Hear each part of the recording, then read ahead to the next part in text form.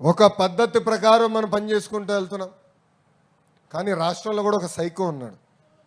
ఎంత మంచి సినిమా అయినా ఒక చిన్న విలన్ ఉంటాడు. రాష్ట్రానికి ఒక సైకో ఉన్నాడు.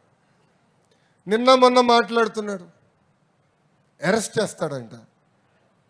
అరే 53 రోజుల్లో నువ్వు మా నాయకుడిని అరెస్ట్ చేసి ఇదే రాజమండ్రి జైల్లో బంధించి ఏం పీకావయ్యా?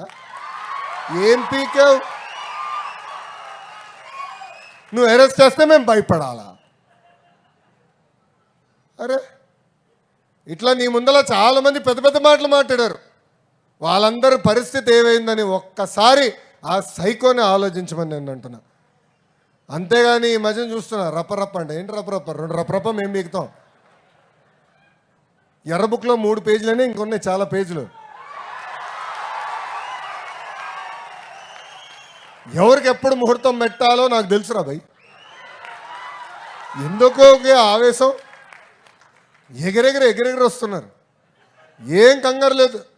చట్టాన్ని కానీ మీరు ఉల్లంఘిస్తే నేను ఎవరిని వదిలిపెట్టాను. ఈ కూటమి ప్రభుత్వం వదిలిపెట్టదు ఎవరైనా. That is the power of red book. అందుకే నేను రాసుకున్నా, అందుకే నేను పెట్టుకున్నా. నేను ఎవరిని వదిలిపెట్టాను. ఇక్కడున్న కార్యకర్తలందరం మనం చేయాల్సిన పనులు మనం చేయాలి. అది మనం మర్చిపోకూడదు.